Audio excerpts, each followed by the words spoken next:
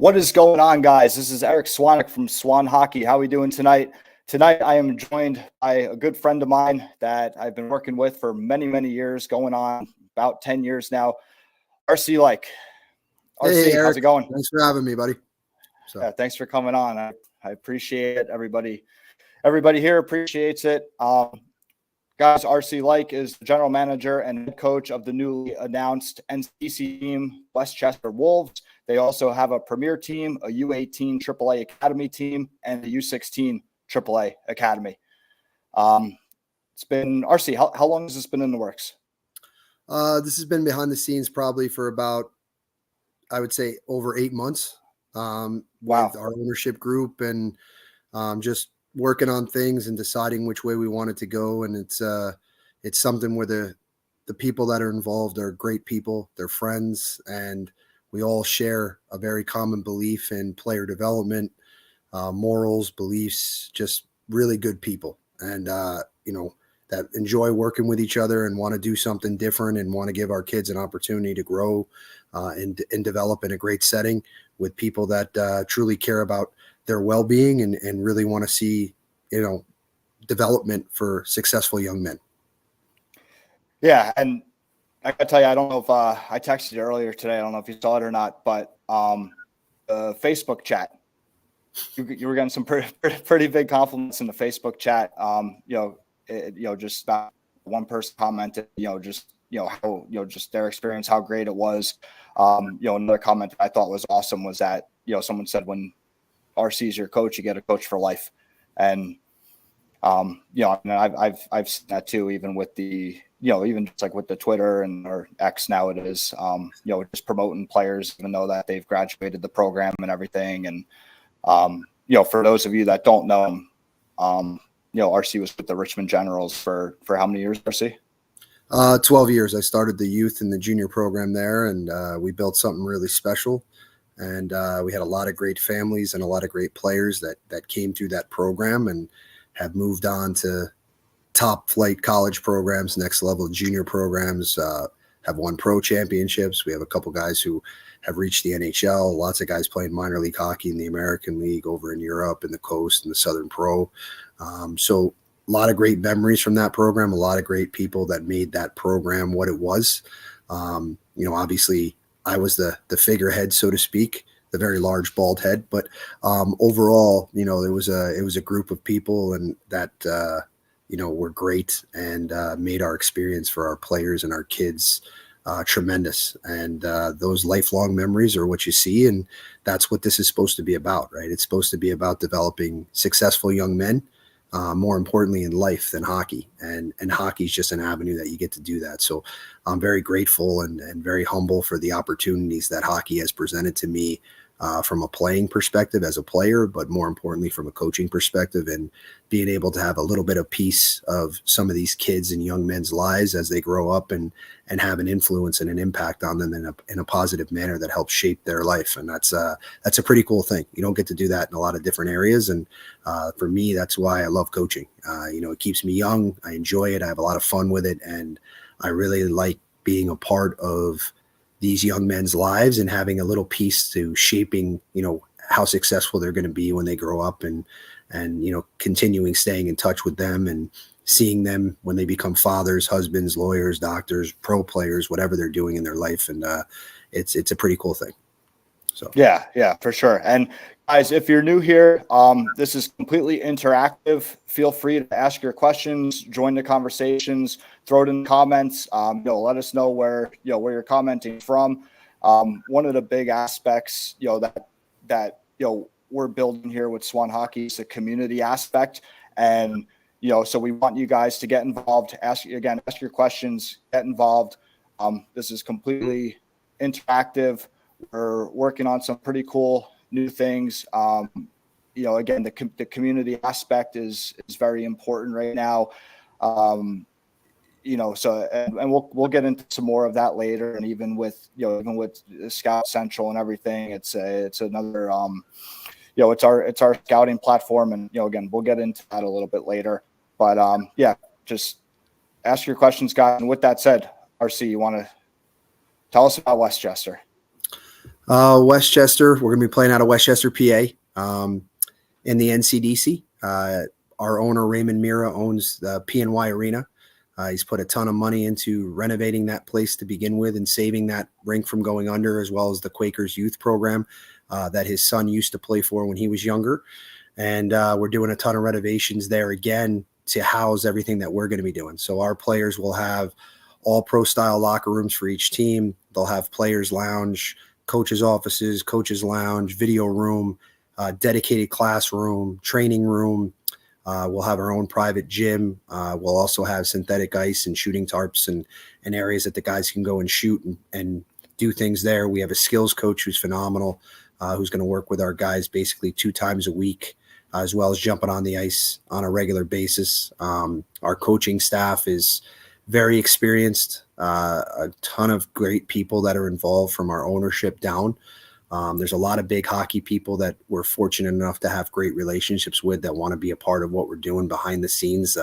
We got a lot of big stuff coming out with announcements and things that are going to make our program very unique from a lot of the other programs and distinguish ourselves. And I think a lot of ways we're going to be able to do that with the people that want to help and are involved is just providing a much better opportunity for development on a consistent basis for our players, both on and off the ice. And then also from the ability to have the resources and connections that we're going to have, and we do have, when players are doing well in our program, it's going to be very helpful for the people that are involved with us to help them get to the next level because of those relationships and connections that we have as a staff and as a group and some of the people behind the scenes. And over the next probably 2 months, you're going to see some crazy announcements that are rolling out with some of the stuff that we're doing, and our program's going to be and some of the people that are joining our group. And there's going to be a really big one that's coming out concerning the NCDC team here in about 2 months that's really going to separate us and our experience for our NCDC players this year from guys playing in the USHL, the North American or BCHL or up in Canada. That's going to be a pretty unique thing. So that's going to be a huge thing that we're going to be involved in. And we're very fortunate again to have those connections and have those friendships in this sport that allow us to do these things for our players. Yeah, that's awesome. And I mean, you've always pushed the pace, like even you're coaching in the Premier, like your team was always a top end, Premier team. And, anybody that's, that's followed Richmond over the years that, while you were there, I think they see that, your team's always been, I mean, correct me if you think I'm wrong, but in my opinion, like some of your Premier teams in Richmond, I mean, they could have played an NCDC schedule then and done fine. You always did a good job with the recruiting and the providing and the, and the best part was you'd move a lot of guys on and your teams are always full. There's always good players coming in. People wanted to be there. And I think that's something that gets lost a lot in junior hockey where, it seems like a lot of guys, are afraid to move guys on or afraid to lose them. But, I think you and I share the same mindset with that, hey, moving guys on, it's going to bring more in. And, that seemed to always, work in Richmond. Yeah, I think that's a big part of our development philosophy. Everything I do revolves around family and loyalty. And it's what I teach my players, character, integrity, work ethic, compete level.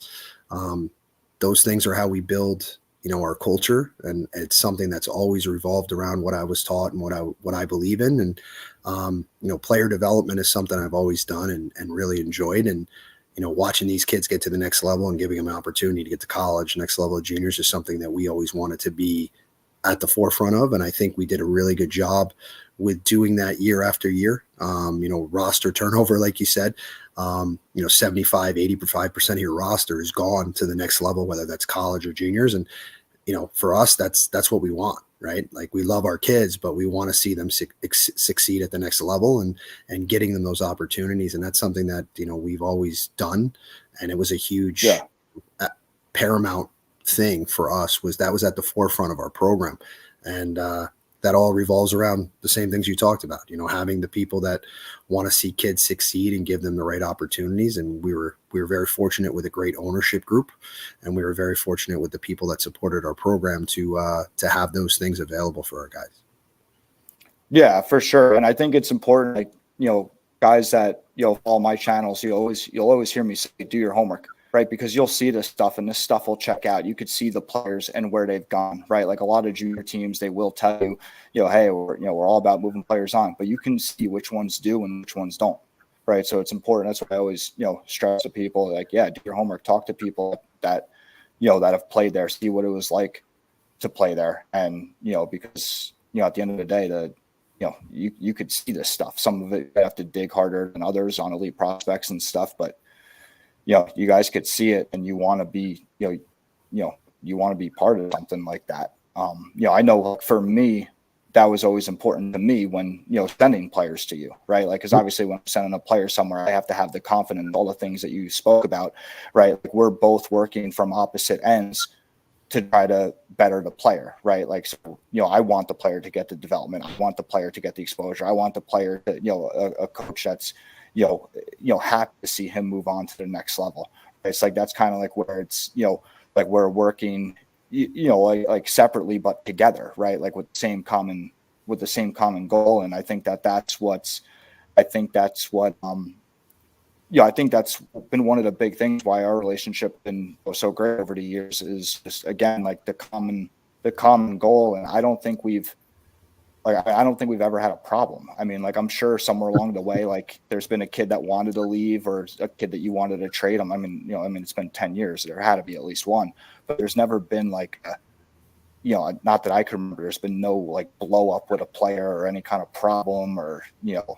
No, and I think we've always facilitated the right environment, right? So there's always been some kids, that they're great kids, and not every kid is the right fit for every coach. And I think a lot of parents and players don't understand that. Doesn't mean that they're not a good player, they're not a good kid.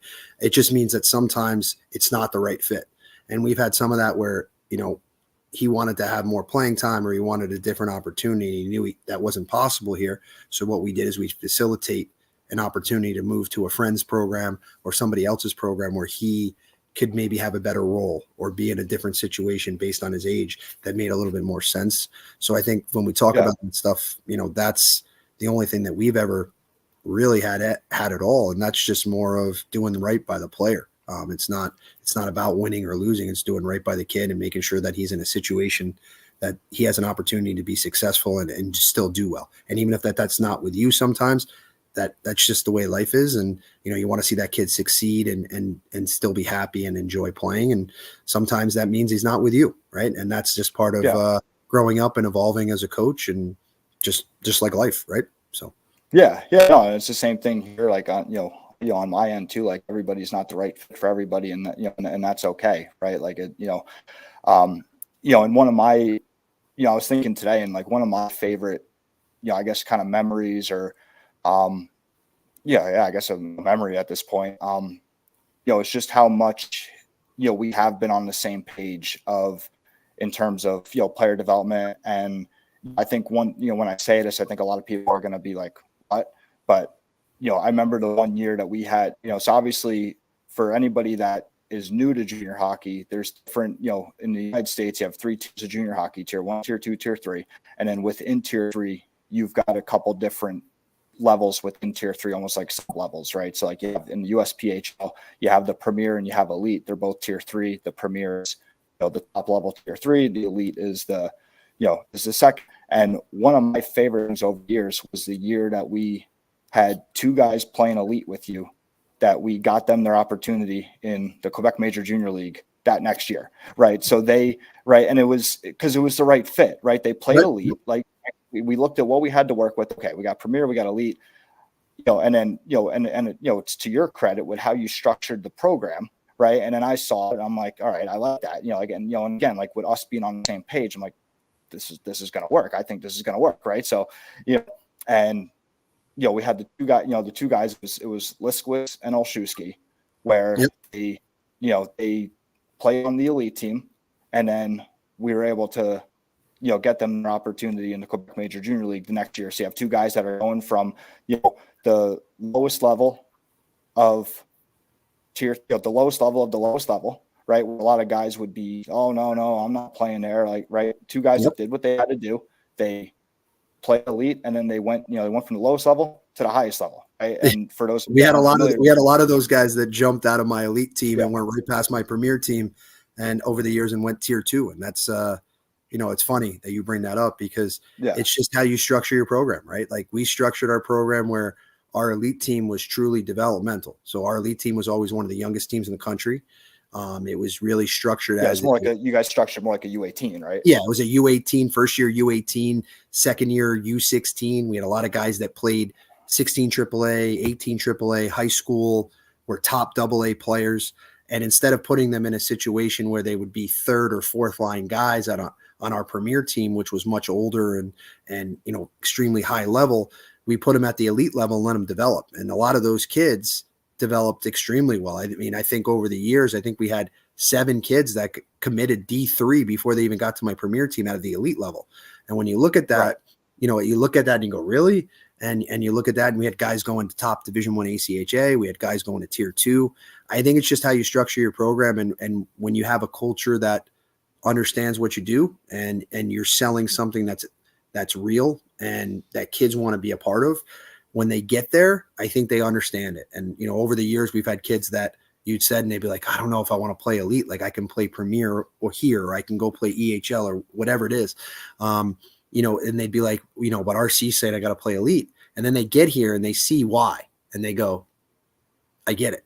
And, all of a sudden makes sense. Like, I'm in it. I'm part of the process. Like, I get what you're doing, RC. And I think a lot of that comes to transparency and being honest and being real. And that's something that I always am. I don't, excuse my language, I don't bullshit people. I don't have any time for it or patience. And I just tell kids, the hard truth. And sometimes that hard truth is not what they want to hear. But then when they get here and they see why, because we actually care about them and we want to see them improve and putting them in a situation where they're going to have success. And more importantly, I think confidence, right? When a player has confidence, you can get a lot out of them. When a player doesn't have confidence, I don't care how skilled he is, he's never going to reach his potential. He's never going to do as well as he could.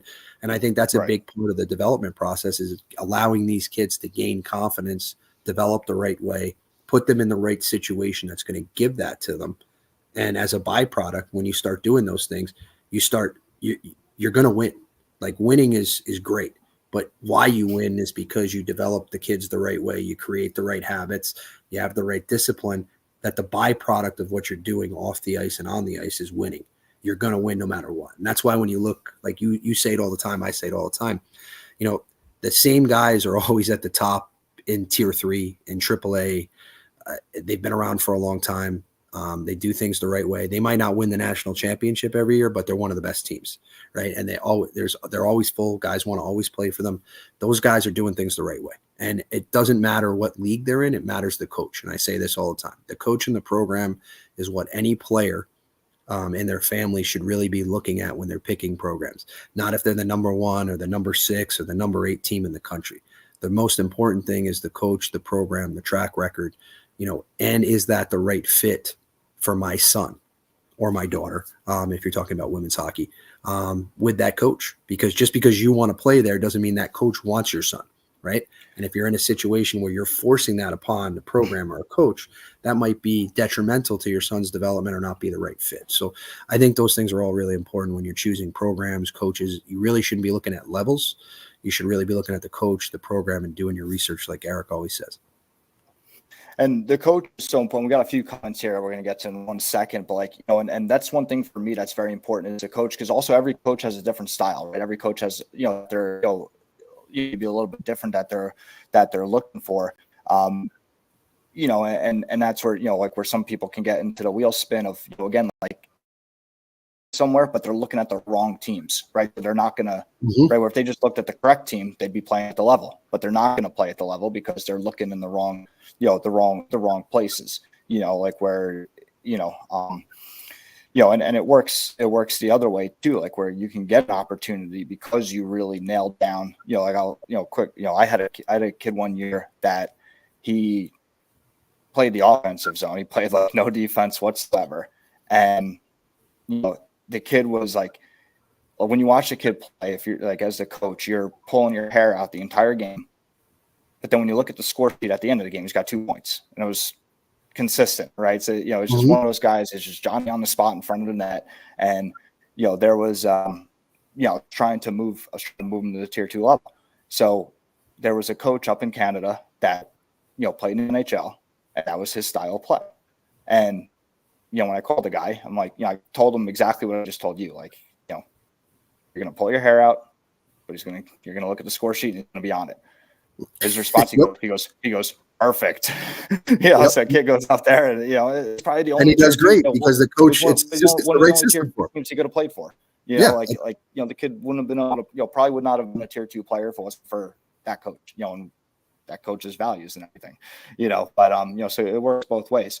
All right. So we got a few comments here. First off, the guys, everybody commenting on Facebook, we cannot see who you are depending on settings. So if we don't acknowledge you by name, we're not doing it on purpose. It, depending on your privacy settings, we cannot see who's commenting. So we got all the best, RC, great content, Eric. And thank you guys very much. We got, hey, RC, can you reiterate to everyone that if you're good enough, they will find you? You want to touch on that? And I'll touch on it a bit too. I think I can't tell you how many people and parents and players overlook that statement. Hockey is so big. It's so vast. There's so many teams. There's so many different levels, whether it's 16, AAA 15, AAA 18, AAA tier 3, tier 2.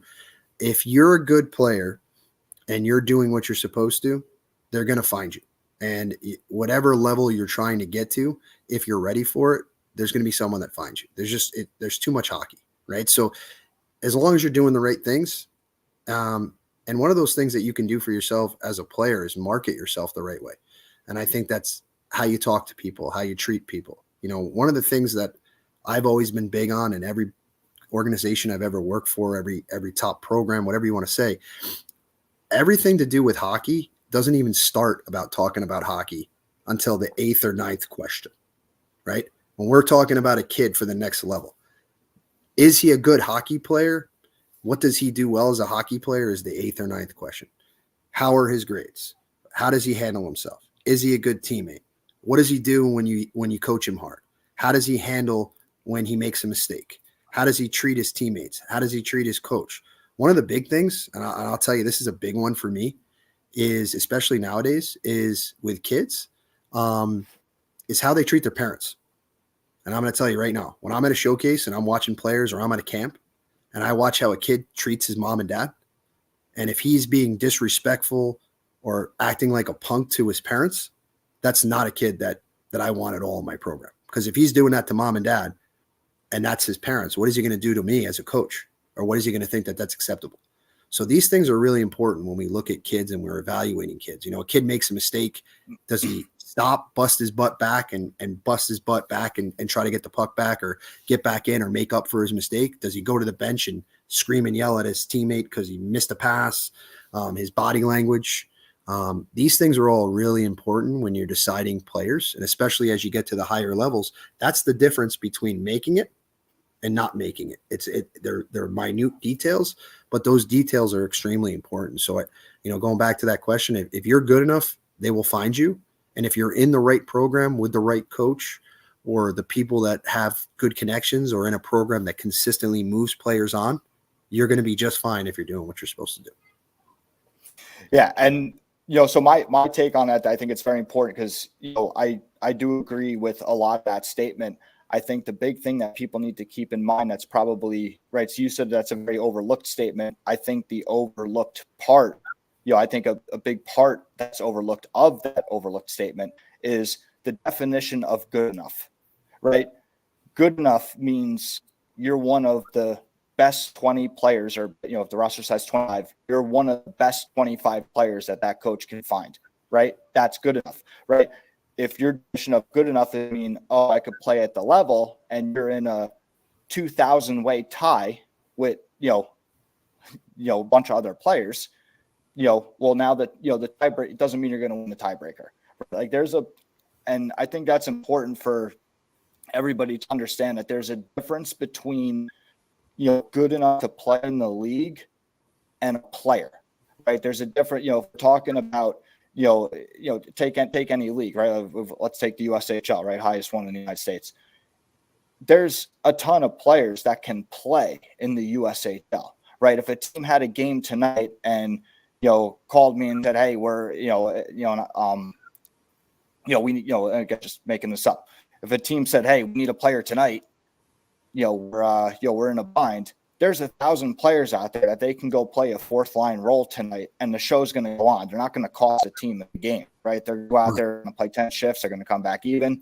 They're good enough to play in the league, right? But a player is somebody that 85% of the teams want on their roster, right? So I think it's important to define what good enough means, and make sure that you have that into perspective when going down your journey. Yeah, I agree with that completely. So so we got another one here that I missed. How does NCDC fit into the juniors level? It's a tier 2 league. It's a tier 2 league. It's a tuition-free league. There is a league fee, but it's nothing compared to tier 3 tuition or some of the tuition of some of the tier 2 leagues in Canada. RC, I'll let you. Yeah, more if you want to talk about in terms of the amenities and stuff of the league. In the NCDC, you pay for your billeting. You pay a league registration fee, obviously. That is league insurance that protects your son when he's on the ice playing. And those are the only fees that you pay in the NCDC.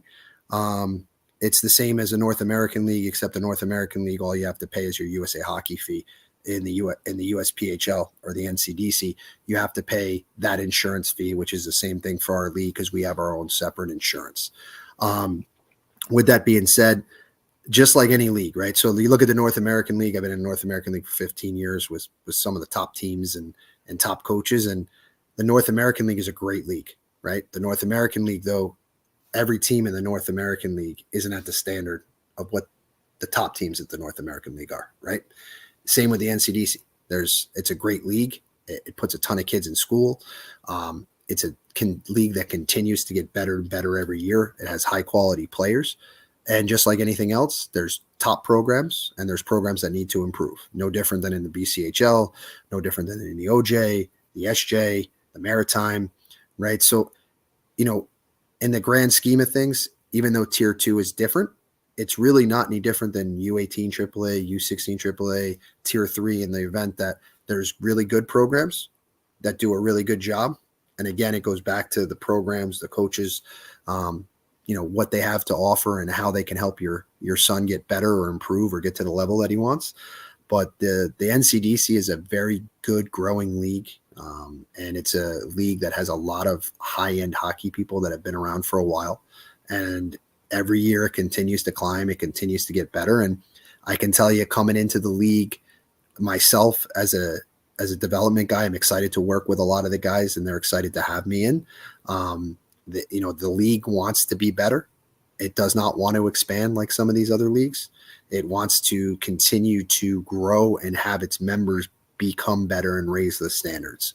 And I think that they're doing a really good job of that. And, Kevin Abrams and Bob Turow, guys that have been around hockey for a very long time and I've known for a very long time, have done a great job of coming in and really changing standards, especially at the NCDC level in terms of what's acceptable and what's not, and really changing the league over to a high level tier 2 respected league. And I think one of the big knocks that I always had, which has changed this year, is I thought there were some players in the NCDC that weren't in tier 2. They were too young. They weren't really what I would consider tier 2 junior A players. And one of the things that the league has done is, as you saw, there's announcements out everywhere today, but they've allowed the 20-year-old limit to be unlimited, which I think is great. If you're at the tier 2 level, if you want to have 19, 20-year-olds, knock yourself out. However you want to structure your team, you should have that ability to do. But what I think it also does is allows you to play real junior hockey. It's also going back to real rules, just like the North American League and the USHL use consistently in the BCHL, which is real junior hockey, which is real development, plays a hard, heavy style, plays physical, plays with skill, plays with pace. I think those things, again, are just validating more commitment on the league's part to say, hey, we need to really make some changes that are going to be beneficial for our players, beneficial for our league, and more importantly, give our guys a better opportunity to be in conversations that sometimes they're getting knocked out of that they shouldn't be. And I think that as a league, as a group, has across the board with the people that are involved, is very high. And I'm excited to be a part of that and help, make that league continue to get better. And I know from, our ownership group and our coaches right on down, we're going to do everything we can to be a top flight program in the NCDC. It's going to be hard. It's going to be fun, but we're looking forward to the challenge. And I think we're going to have some pretty cool things, and our players are going to be, extremely beneficial from everything that we're going to be able to provide for them this year. Yeah, that's awesome. I did see that that they went to the unlimited 20-year-olds. What was the last year? It was 9, right? I think it was 9. It was 8. It was 8 players and then 2 goalies that you could have, so 10 total. Okay. Now the West, the West side of the NCDC, which was brand new last year, they did their rules a little differently with going a little bit younger. They thought that they could maybe capitalize on some things, and some of it was good, and some of it they thought they needed to improve on. And, that's why there was a big push to make it what I consider real junior hockey, where you build your roster how you want. You can have unlimited 20-year-olds. You can do whatever. And I think just like anything else, that's what's nice is you have your ability to make your team. You're going to make or break it with your coaching and your GM and your scouts and how you build your team, right? So everybody's going to build their team differently, and whatever works is great.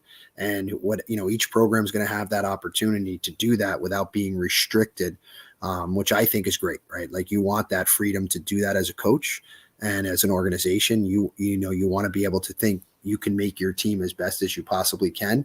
And if it's junior hockey, then you should have 20-year-olds, and you should be able to have, right? So at the end of the day, I think it's going to make our league better. I think it's going to increase a lot of things that we want to see from our league. One thing that I will say with the NCDC that I've been impressed with tremendously, and a lot of scouts and a lot of next level people will tell you this as well, is the speed in the NCDC. It's a very high pace skating league. Like, it's a fast league. And overall, I think, that's a huge thing. If you want to play in the NCDC, you got to be able to skate. You got to be able to move. And if you do you think that'll change a little bit this year? I think it'll change a little bit. I think what I compare it to is, I look at the North American League because, I've been in it. I played in it as a player, and the North American League's been around for a long time. It's a hard game. The North American League has always done a great job of player promotion and development, and Mark Frankenfeld does an excellent job with the league. And the biggest thing there is there's different things, just like the league. You were saying how there's different tiers in the North American. There's certain styles of play based on the divisions, right? The division, and they play differently. And I think one thing that's different with the NCDC versus the North American League that I see that's drastically different is that there's no drop off of speed in the NCDC. Like, it's fast, right? Where at certain divisions and certain teams in the North American League, it's slower and it's heavier. You don't see that in the NCDC. I think that's because there's less teams. And I also think it's just how the league was wired or built, that you'll see the speed in the NCDC is very fast. The level of skating is very consistent across the board in terms of speed, which I think is just like any other league, right? It's just definitive of how the league is and how it's evolving. But that's just one difference that I see across the board, between the two leagues. Yeah, and that's a great point with the divisions. Because North American League, like, obviously there's crossover, but you might not play everybody. Essentially, it's kind of like different. How many divisions are there this year? Are you talking about the NCDC or the North American? No, in North American League, you got the East, you got the Texas, you got the South Division, you got the East, you got the Midwest, and then you have. So each division, is wars, right? In the North American League. And you only play those other teams in crossovers, which usually happen at the showcase. And that's it. Yeah. You might have like one trip during the season or something. It's like, that's the thing that, like, a lot of people don't realize. It's essentially, it's almost like it's like different leagues, and to your point, the Texas division, that South division, it's going to be heavier. It's going to be, more physical than like the East division. And I think part of that's, because of where those teams are coming from, right? Like, most of them, if not all of them, they're old pro markets. They're, they're more of a fan-based model as opposed to the East. So, the fans want the heavy, they want the That's tough, like the the physical. NCDC West, right? They're out in that Yeah. market, and that division is a little heavier, obviously. They get a really good fan support in a lot of the buildings. So just like you're saying, it plays to the demographics of how the divisions are set up and that kind of stuff. Yeah. All right. Yeah. We'll read some more of these comments, more coming in. You got a big compliment from the Mason family. Said there's son Tyler enjoyed playing for you a lot, learned a lot. Duker Elson, do you look for leaders? I'll let you take that first, and then I'll comment on it as well.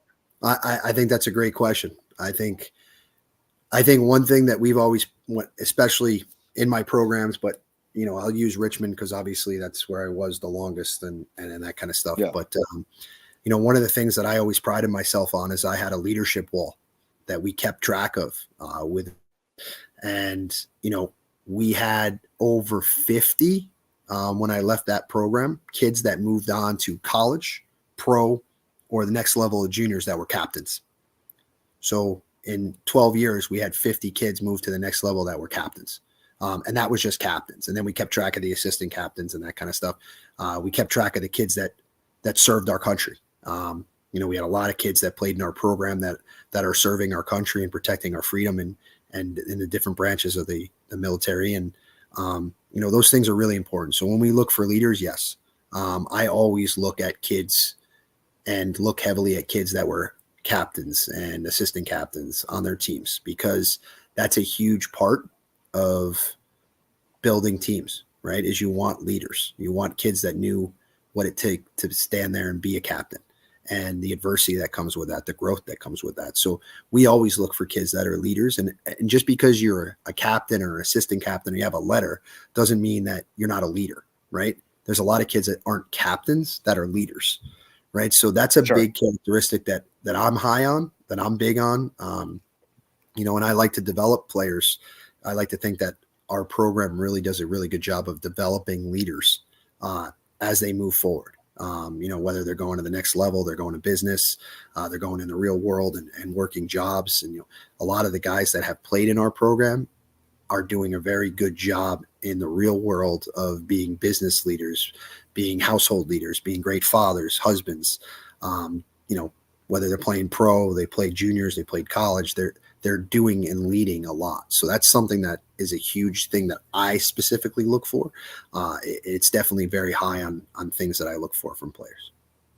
Yeah, and if you take a look around pro hockey, the higher levels you get, like if you look at how many players on the roster were captains at some point, whether it was captain of their college or their major junior team or their tier 2 junior team, like if you look around a pro roster, you'll see that there's a lot of guys that have worn the letters, throughout their careers.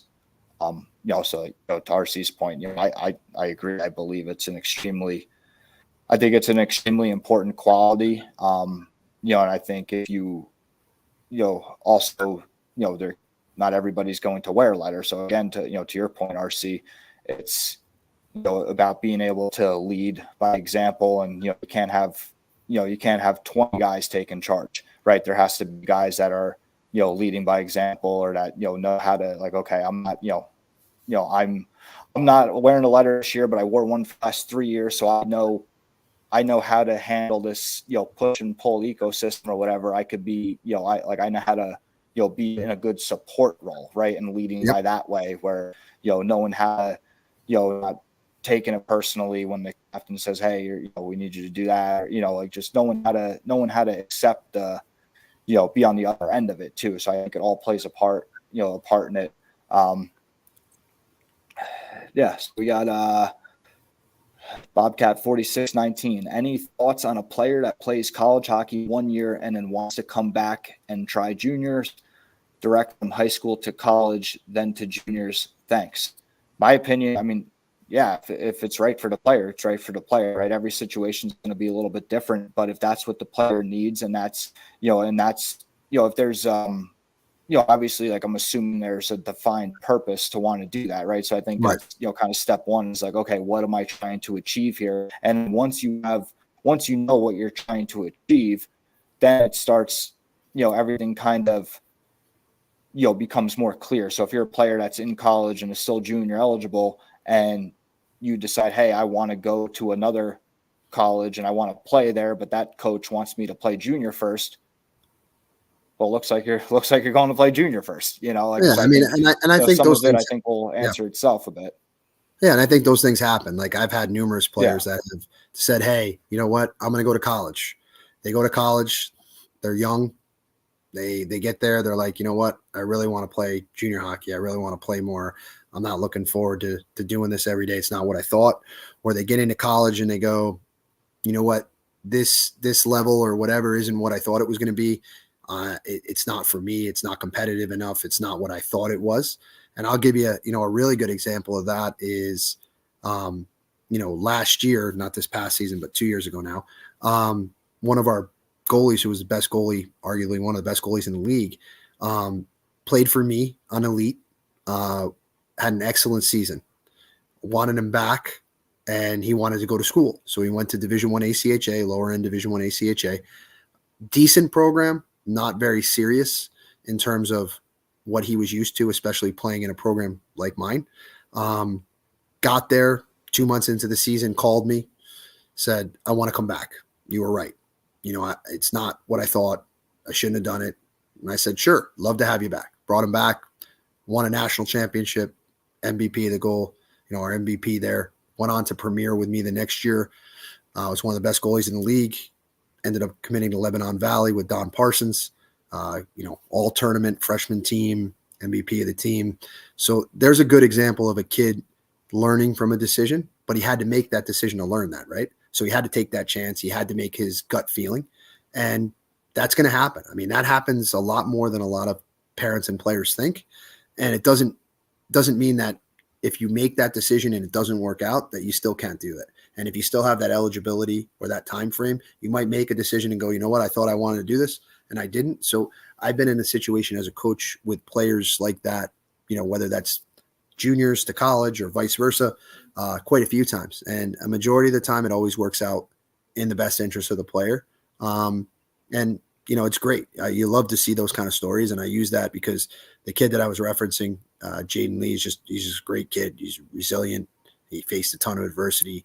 He works his butt off, and I couldn't be happier for him watching him have that success and then coming back and playing and then getting to where he wanted to go, which was D3. And, he just went to school because he thought he couldn't get there. And then he comes back, he gets that opportunity, and he has great success at that level. And, that's just a testament to him and his family and, his resolve and that kind of stuff. But he's just a great kid. So that's just a perfect reference for you asking that question. That stuff is very common and it happens a lot more than you think.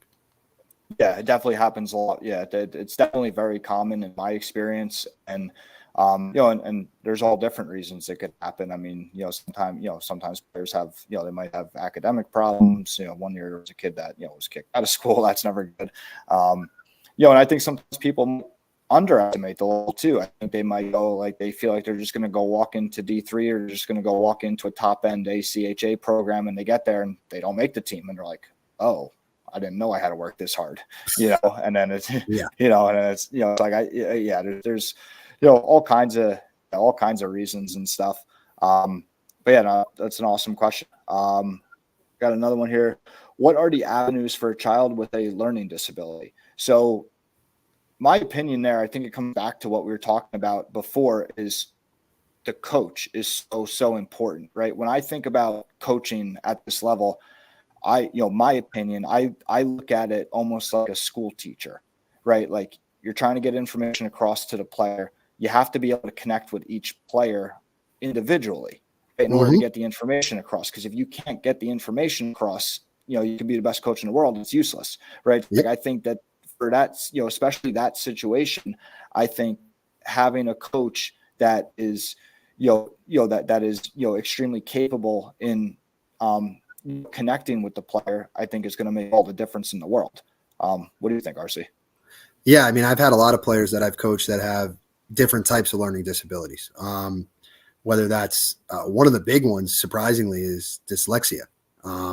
And a lot of kids won't be transparent with that. And if you have something like that, you need to let your coach know, because you're going to obviously learn differently. And, with kids that I've had with that, there's a specific way that you need to show them things, and you need to spend that extra time and learn how that specifically needs to be taught to that player. With certain situations, if you know your players and you take the time to know who they are, and your players have that trust with you, you're going to have that ability to have success with those players. So learning disabilities, depending on which kind of learning disability, obviously there's quite a few different varieties and some different stuff that could be more severe than others. But in general, learning disabilities, as long as you're transparent with the coach, you should be able to handle that and make the correct, adjustments that you need to help that kid succeed. And that's something that, we've always been upright and forthright with our players and their families when we've had those situations, that we really addressed that in the beginning of the year, and really just made a plan of attack that made sense. And, we were very transparent with our players and as a group too, like letting the guys on the team know so that they didn't make an issue about it, right? It wasn't causing a problem. They weren't like, oh, why is coach doing this all the time with this guy? Like, why does he get this treatment? Right. So it's important that the player in question, it is dyslexia. Another comment just came in. Yeah. And one of the big things with that as a coach is the way you approach the board. If you're showing things on the board, the way you're showing things when they're written, you have to change the way you do that. And you have to do it in a specific manner that fits, that specific disability for players. I had two players that were actually dyslexic this year. And that one played on my 18 team and one played on my 16 team. So that's a lot more common than you think. So don't feel like that's uncommon, or if you tell the coach that, you're going to, there's something that, it's going to be held against you. If you're playing for someone that holds something like that against you, then you shouldn't be playing in the wrong place. Yeah. Right. You want to be honest about that. I will tell you, anytime if you're a player and you have that, the most important thing you can do is when you're talking with a coach or you're deciding to play for a program, is you need to have that conversation with that coach and let him know. And then you guys decide on how you handle that. Right. So like on my 16 team, it was a little bit more severe. So we made sure the guys on our team knew that, so that they weren't making fun. They weren't, causing an issue when I had to do certain things that I did with that specific player, to handle how he was learning so that he can continue to grow. Same thing in the classroom with my wife who was running the schooling. She had to do things differently with him to help him learn. So there were certain things she needed to spend more time with. Right. So as a group with the 16s, we wanted to make sure our team knew that. But at the 18 level, it was very minor. So it really wasn't a necessity to let everybody know. That was up to him if he chose to do that, because it wasn't the same. So I think as long as you set up a plan with your coach and you're honest and you're upfront, I think it can be handled, and there really shouldn't be an issue. You're just going to have to change some of the things you do, and you're going to have to do some extra work or change some of the ways that you're going to learn. And that's fine. As long as you set up a plan, it should work just fine. Yeah, no, that's great advice. Shannon wants to know, and I love this question, what advice would you give a player to prepare for showcases and during the showcases to spark interest by the coaches or scouts? And I think this is a great question because so many players, this isn't just unique to showcases, and there's going to be a ton of players going to showcases here, going to different team camps this year. And this holds true even during the regular season. And, my feeling on it, and what I always tell players is be yourself, right? Mm-hmm. Like, I think one of the common mistakes that players make at showcases is all of a sudden they think they got to be Superman and they're trying to do too much and they get noticed for the wrong reasons, right? You want to stick to your game for a couple reasons, because obviously what you do best is what you do best. Don't start trying to do things that are outside your box. You want to stick to what you do best. And the other, you always want to play to your strengths. And then the other thing too is what kind of coach are you trying to attract, or what kind of team are you trying to attract at the showcase? Ideally, you want to be attracting a team that wants what you do best, right? Mm-hmm. So if you start, like, let's say you even deviate from your game plan and a coach is like, oh, I like that. And it's like, oh, I got to do that all next year now, right? That's what he's expecting of me. That's what I set the bar at, right? Where you want to go somewhere, like you want to play for an organization that they want what you have, because it's gonna, again, when you play to your strengths, it's gonna be like you're always gonna be best. You always want to play to your strengths. Like nobody's looking for Superman. It doesn't exist. And funny story. Actually, it was when I was coaching in the USPHL a long time ago. So my assistant coach at the time, he played in the NHL. He was young. He was like 29. Got injured, couldn't play anymore. And he was just awesome to have as awesome to have there coaching with me. And like at the higher levels, like what anything in life, like there's a saying, keep it simple, stupid, right? Like you want to play to your strengths, keep it simple. Sometimes less is more. Yeah.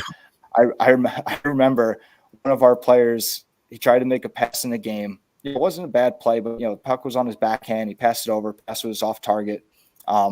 We had so he comes back to the bench, and he's like, sorry. He's like, my backhand, it really needs work. And coach just told him, he's like, hey, he goes, you had time, pull it to your forehand and pass the puck. You don't have to make the backhand play. Like play to your strengths. Like if your backhand's weak, don't use your backhand unless you absolutely have to. Like, and the point is like, nobody needs to know what you're not good at. Do the things that you are good at. And, and again, that's how you're going to be at your best. And that's the kind of coach that you want to attract, is one that wants what you're best at. This way you can keep continuing to do what you're best at. That's what I always tell people. Yeah. I mean, I think when you're looking at a showcase, you get this question all the time. Like, you should play to your strengths, to your role, what you do well, what you want to bring to a team should be based on the things that you do well. There should be 2 or 3 things that you really do well, and that's really what you want to focus on the most. So like for me with my teams, and guys that have played for me will tell you this, they hear this all the time. I call it, our value proposition.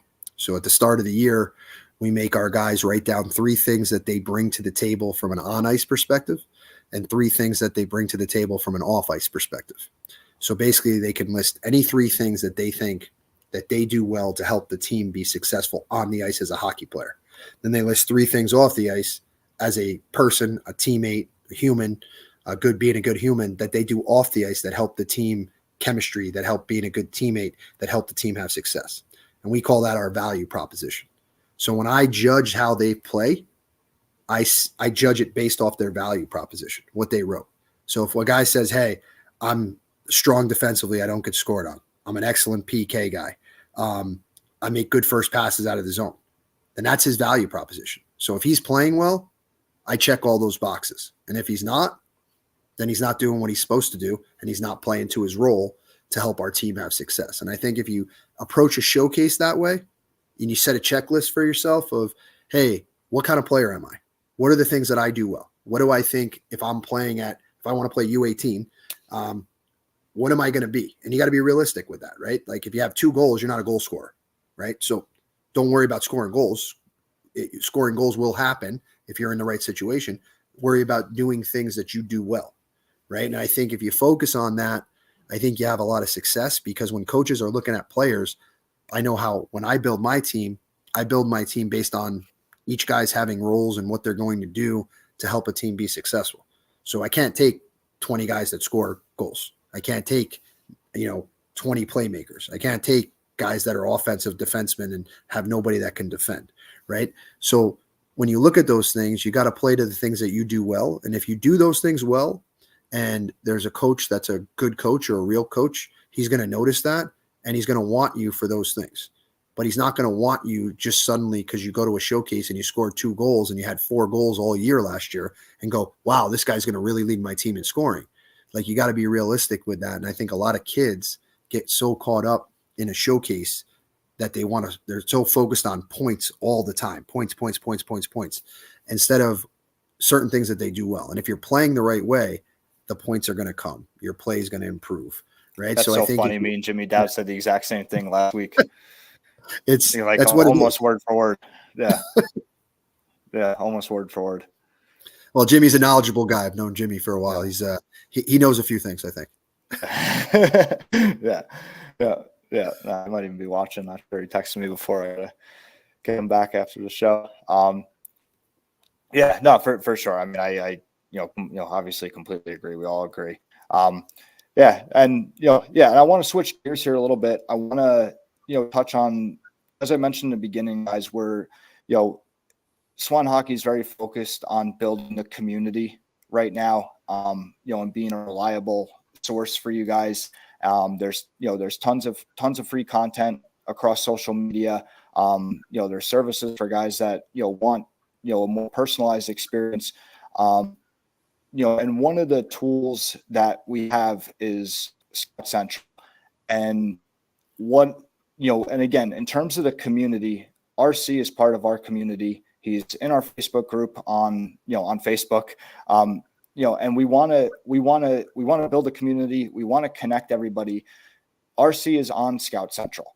And what we want to do is, any of you guys that are on it, add the player tag RC. No spaces, no periods, RC. Add the player tag RC, because what that's going to allow RC to do is he's going to be able to search that tag and have a list of all you guys, right? So if you're interested in Westchester and you're interested in playing in RC's organization, tag yourself RC, and then obviously make sure that your profile is standing tall, have the other information in your profile with any showcases that you might be at, because this way, when RC's at a showcase watching, he can, again, search the player tag RC, and now he knows which guys are interested in playing for him. And then when he's if he's looking at your profile and you have the information on there that you're at the showcase, he could watch you. He could pull you aside. He could talk to you face to face. It's going to be a better way to connect everybody. It's stuff that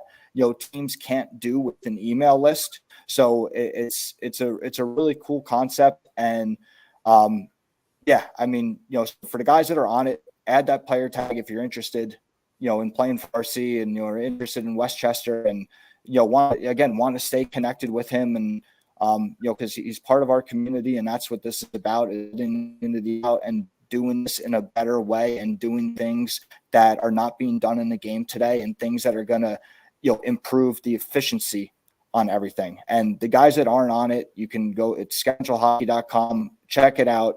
It's a subscription. There is a monthly fee for it. It's $22.99. It's kept low on purpose.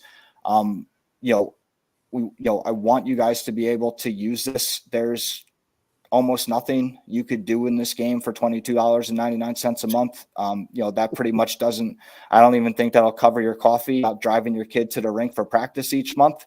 So again, just trying to get something out there that's affordable and that could make a big difference. So, again, just wanted to mention that to you guys, because, the community aspect of this, and trying to do this in a better way and have stuff to start being able to get done that you can't do with a sign-up sheet on a website.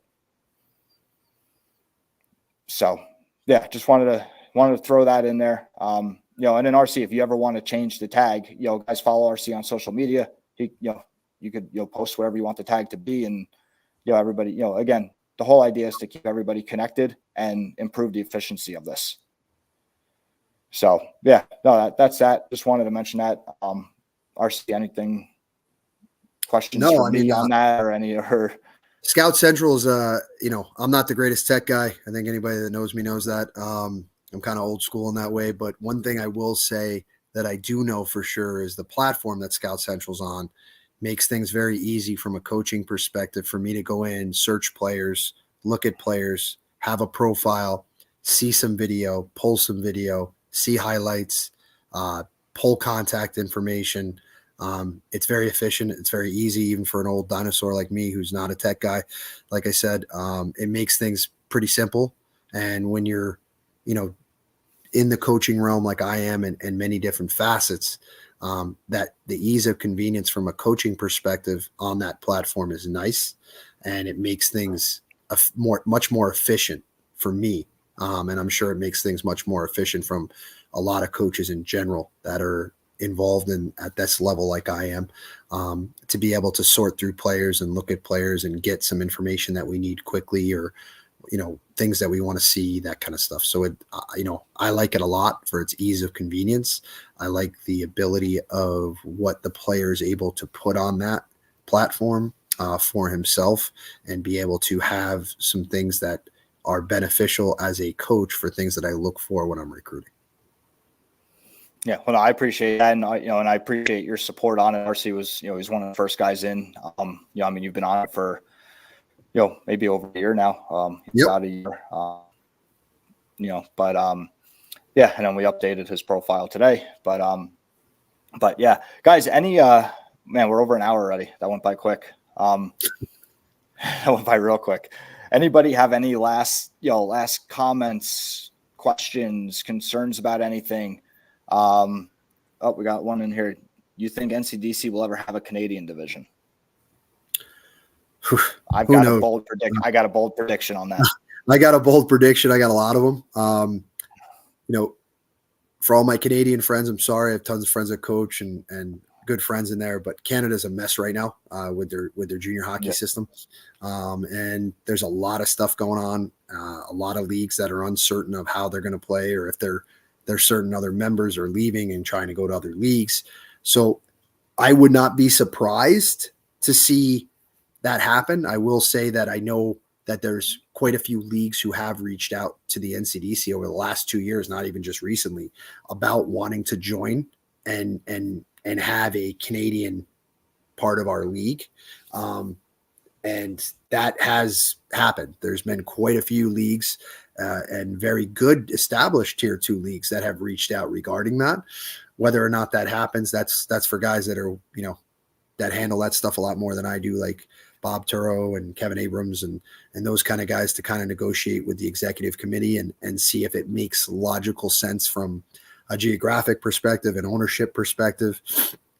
And I think also, making sure that you're not just bringing anybody in, right? Like at the tier 2 level, you want to try it to be, the vetting process is very high, and there's a lot that goes into that, and there's a lot of criterias that have to be met. So, I think that there's a lot of things to consider at that, but I wouldn't be surprised. Let's put it that way. Yeah, I'm gonna go out on a limb. I think, and I'm not saying that I think that's high chance of this happening, but I think it's very possible. And if I had to pick an area, I would say the Ottawa region comes in first. That would be my bold prediction. I think that's a smart choice of area and location.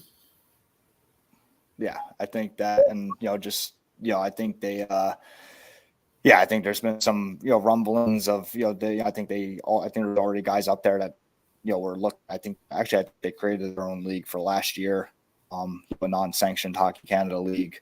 So it seems like geographically it could fit. It could seem like that there's some movement going on up there.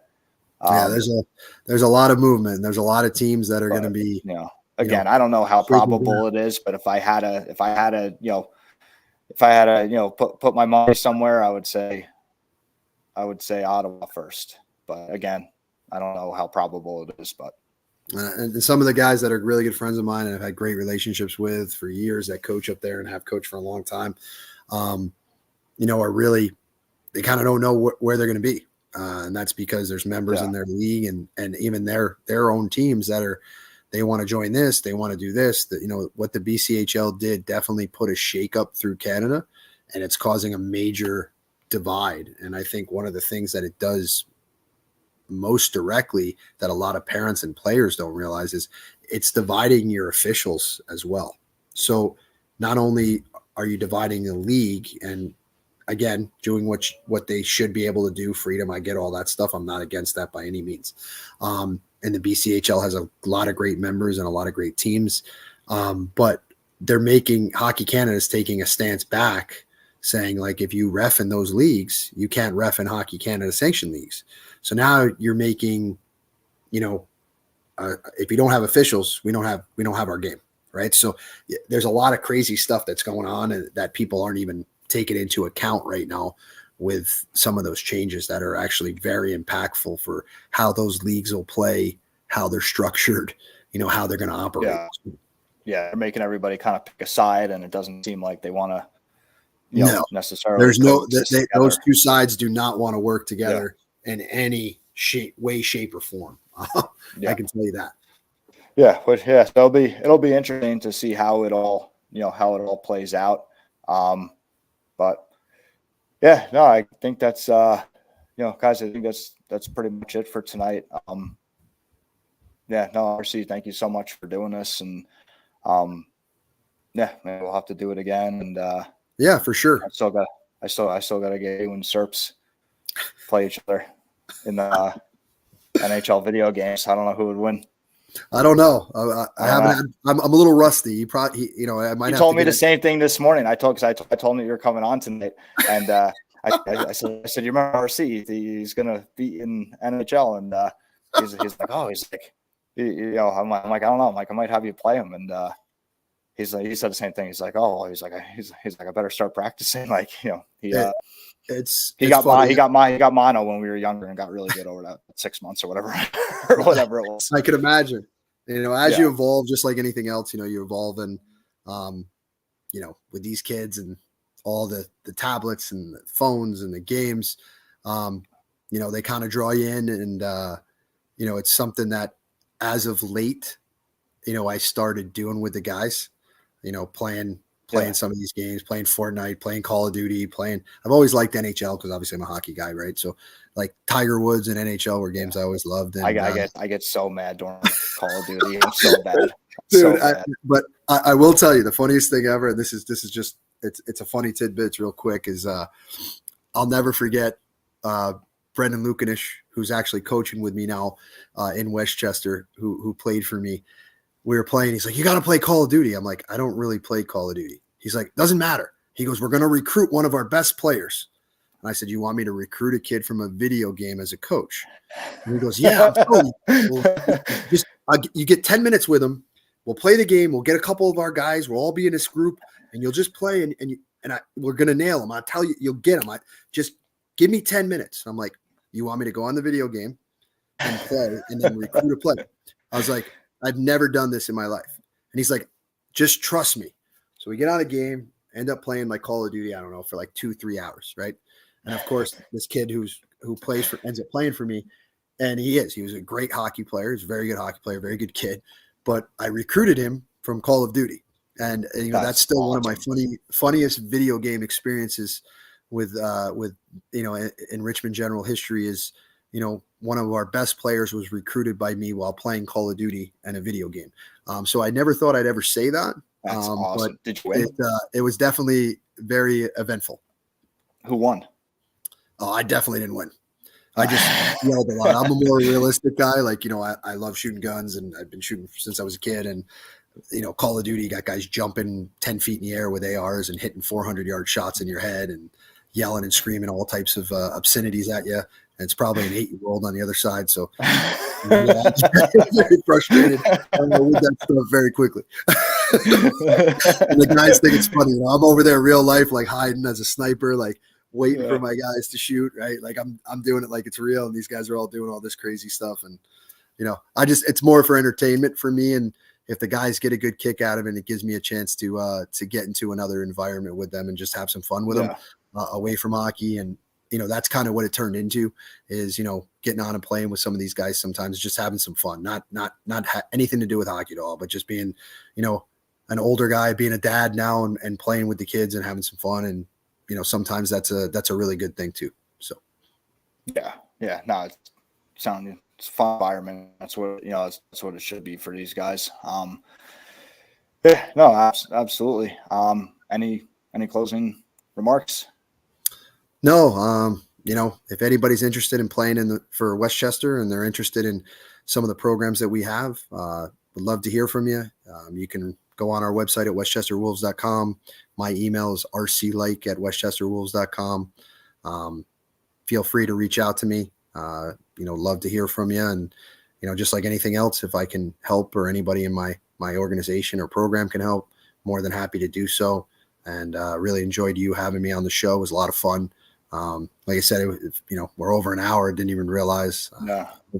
Hopefully we got to answer a lot of questions for parents and players. That was helpful and get some questions answered and some things that they wanted to hear. So hopefully they enjoyed that, and love to be back on, in another time or something like that. But this was fun. Yeah, it'd be great. Yeah, no, absolutely. Yeah, guys, thank you very much. Like I said, there's tons of free content across Swan Hockey social media pages.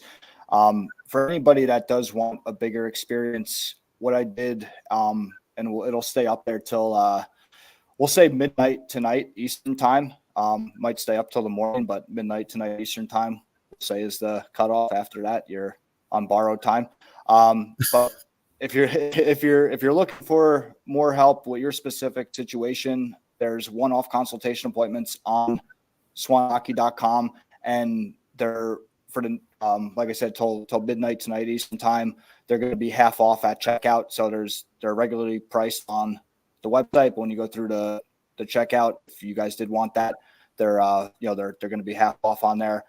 I wanted to do that, just to thank you guys for spending the time and part of this. Know everybody's busy and has a lot of stuff to do, so thank you for spending the time here. And yeah, so I just wanted to put that up there for for you guys. And yeah, no, it's pretty much all I got. RC, thank you so much. Yeah, everybody here, thank you so much. Thanks for hanging out tonight. And yeah, we'll be back at it next Thursday, 9:00 Eastern. I will see you guys there. Sounds good. Thank you, everybody. Thanks, Yep, thanks, RC.